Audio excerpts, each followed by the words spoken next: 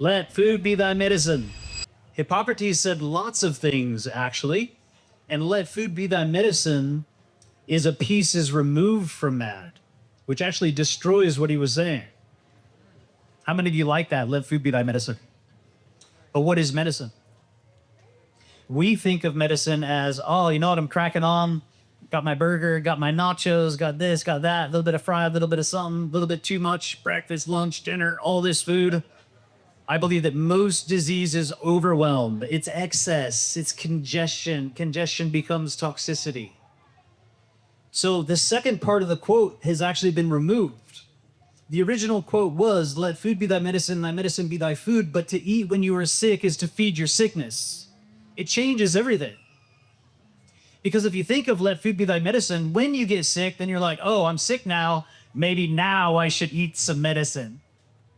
When in fact, if you look at the original quote, to eat when you are sick is to feed your sickness means when you're feeling sick, when something's coming up, you stop eating altogether. You don't let food be thy medicine, you stop. Because to eat when you're sick is to feed your sickness. Does this make sense? Hippocrates said every individual has a physician inside him or her, and if you actually just stop doing what you're doing and allow the physician to do what it's supposed to do, your body heals itself. And then it changes. It's like, oh, actually, every single day I should let my food be my medicine. I should be looking at the doctrine of signatures. A carrot looks like the eye. A walnut has a hard shell. Crack it open and it looks like a miniature brain. Omega-3, 6s, and 9s. So many different foods. Celery looks like the bones. 26% sodium, just like the bones. Vitamin K for the bones.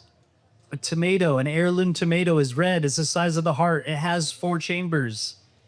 Lycopene, full of lycopene, good for the heart. Same with red bell peppers. Same with cayenne pepper. You take cayenne pepper, it opens up all your arteries. Cardiologists say if you have cayenne pepper during like an experience of a heart attack, it will immediately stop it.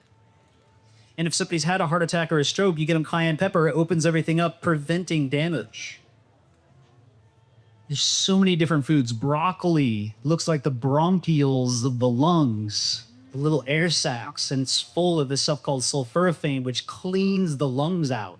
Every day we can be looking at the doctrine of signatures, and like the local people here saying, like the earth is speaking, it's alive, it's telling you. If you have eyes to see and ears to hear, you'll look and see the foods that are good for us. That's medicine every day. And then if something's off, if I'm doing too much, there's excess, then I stop and I fast. That's what these people are about. That's Hippocrates. Hippocrates went to Egypt and stayed for 7 years because 7 years was the basic training to be a physician. And then he took the information from the Egyptian physicians, went back to Greece, opened it up, changed the world as we know it. And then all of medicine that we know has been the Hippocratic Oath and come from him.